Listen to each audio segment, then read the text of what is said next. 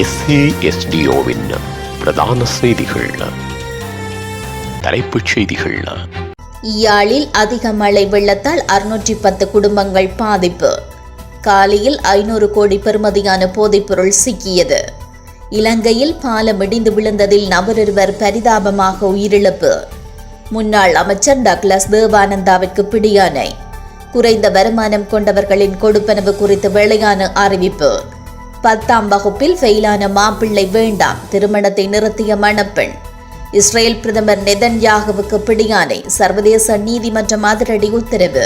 தொடர்பன விரிவான செய்திகள். யாழ்ப்பாணத்தில் தொடர்ச்சியாக பெய்து வரும் அடைமழை காரணமாக ஏற்பட்ட வெள்ளப்பெருக்கு மற்றும் ஏனைய அனர்த்தங்களால் 610 குடும்பங்களைச் சேர்ந்த 2294 பேர் பாதிக்கப்பட்டுள்ளனர்.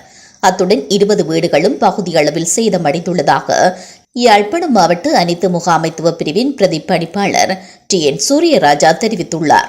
அந்த வகையில் சாவகச்சேரி பிரதேச செயலர் பிரிவில் வெள்ள அனர்த்தத்தினால் இதுவரை 34 குடும்பங்களைச் சேர்ந்து 108 பேர் பாதிக்கப்பட்டுள்ளதுடன் 7 வீடுகளும் பகுதியளவில் சேதமடைந்துள்ளன.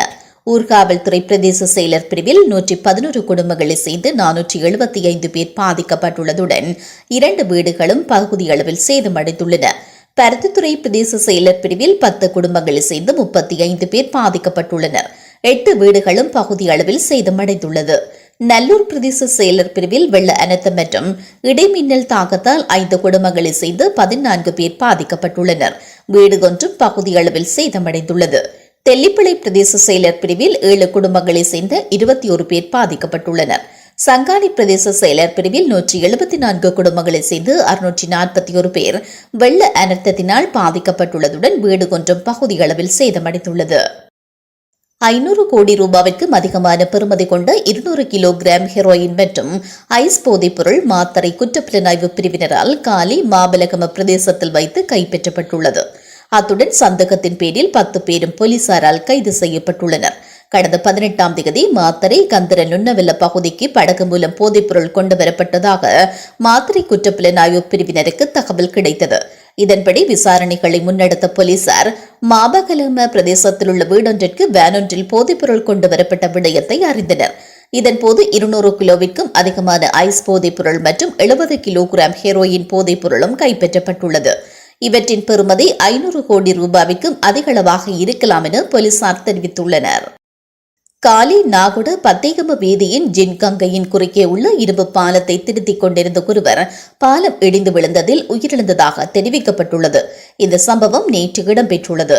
குறித்த விபத்தில் நாகுட பிரதேசத்தை சேர்ந்து 49 வயதுடைய நபரே இவ்வாறு உயிரிழந்துள்ளார்.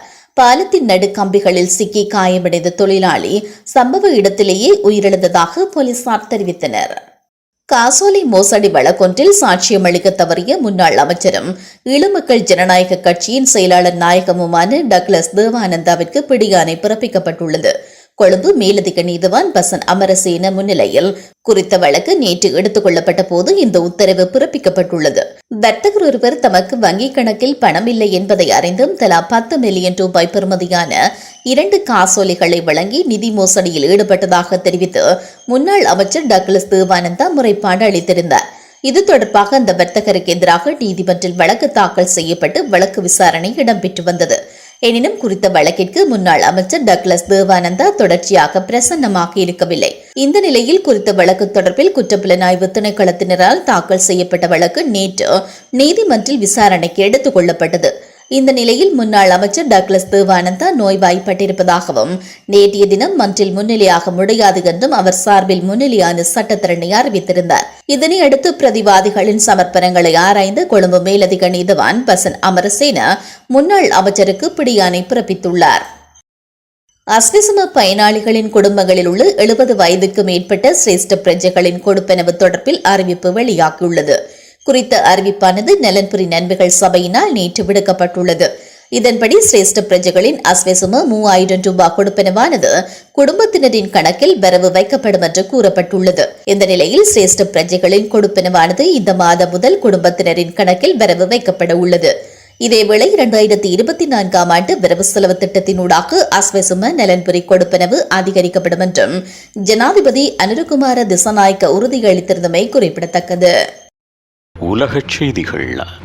இந்திய உத்தரப்பிரதேசத்தில் மணமகன் தன்னை விட குறைவாக படித்துள்ளதாக கூறி மணப்பெண் திருமணத்தை நிறுத்திய சம்பவம் பதிவாகியுள்ளது. சுல்தான்பூர் மாவட்டத்தில் கடந்த நவம்பர் 17ஆம் தேதி 28 வயது பெண்ணிற்கும் 30 வயது இளைஞருக்கும் திருமணம் நடைபெற இருந்தது.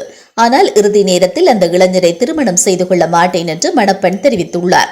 மணமகள் பட்டப்படிப்பு முடித்துள்ள நிலையில் மாப்பிள்ளை 10ஆம் வகுப்பு தோல்வியடைந்துள்ளார்.